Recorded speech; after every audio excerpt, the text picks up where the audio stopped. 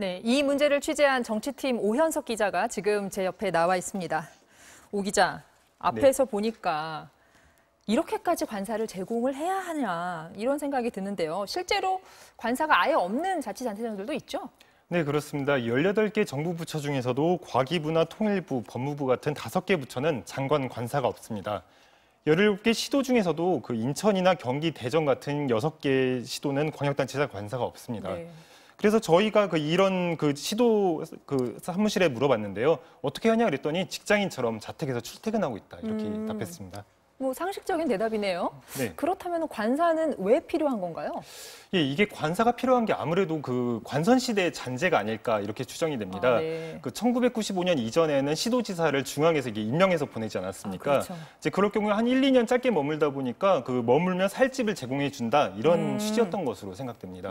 서울에서 단체장을 내려 보내면서 집도 준 거네요. 예. 근데 지금은 뭐 선거로 다 뽑으니까 네. 뭐 어떻게 보면은 이게 관사가 과거의 유물이라고 할 수도 있겠네요. 네, 그렇게 볼 수 있습니다. 특히 장관 그 부처 관사 같은 경우도 마찬가지인데요. 네. 그 세종시 부처에 있는 그 관사들은 100% 이제 장관들에게 관사를 지급을 하고요. 그런데 좀 의외로 서울이나 과천에 있는 부처들은 장관 관사가 없습니다.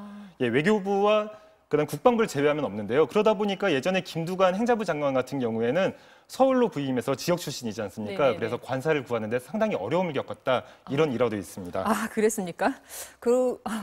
해외에도 혹시 이런 관사 뭐 이런 사례들이 좀 있나요? 네, 그 해외 사례를 좀 살펴봤는데요. 네. 일단 미국은 연방정부 차원에서는 장관 관사가 없습니다. 네. 다만 유엔 주재 미국 대사의 관사는 있는데요. 우리처럼 큰 독채가 아니라 네. 호텔에 맨하탄에 있는 호텔 한 층을 임대해서 쓰는 그런 방식이라고 합니다. 네.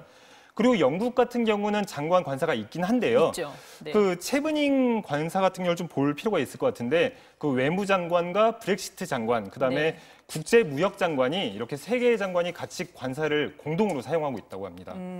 그런 해외의 사례가 뭐 정답은 아니겠지만 우리도 사실 좀 참고를 할 수 있겠네요. 예. 네, 오 기자 잘 들었습니다. 네.